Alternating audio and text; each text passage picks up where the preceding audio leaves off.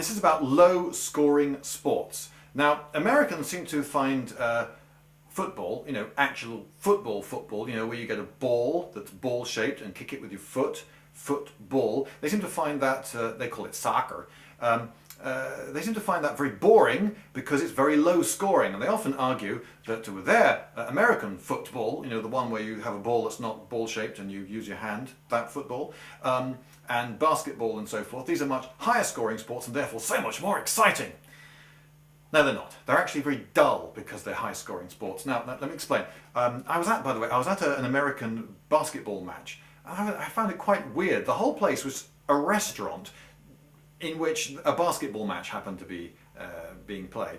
And I was absolutely astonished when a waitress just plonked herself right in front of me, so I couldn't even see the match, to say, what would you like to order, sir?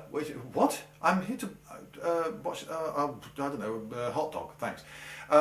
And then when she came to serve it again, absolutely paid no attention to what was going on in the match. Someone was just about to score a goal. Doesn't matter. She just stood right in front of me. And, there you go. Oh, great.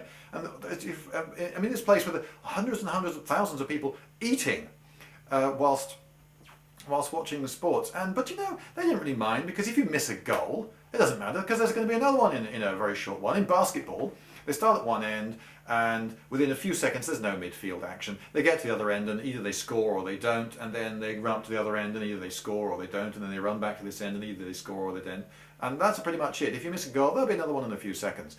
People started walking out of the game because the local side was 20, 30 points ahead, in which case the other side didn't stand any chance of catching up, because in a high scoring game, if you get quite a bit ahead, the other side stands almost no chance of catching up, so there's almost no excitement towards the end of the game, because, well, what can go wrong?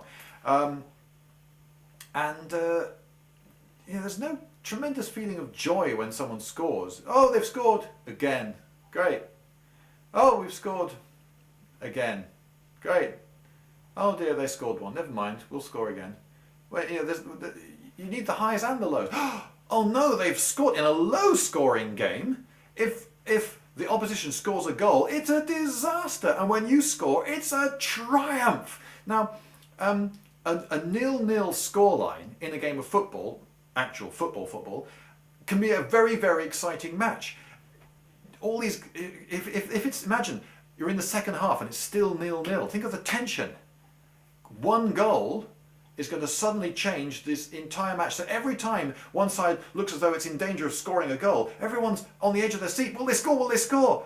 Oh, they didn't score. And they go to the other end. I've seen really good matches that have ended 0-0. Everyone's been on the edge of their seat because as the match goes on, imagine there are only 5 minutes to go and it's still 0-0. Now, if either side scores, they'll probably win.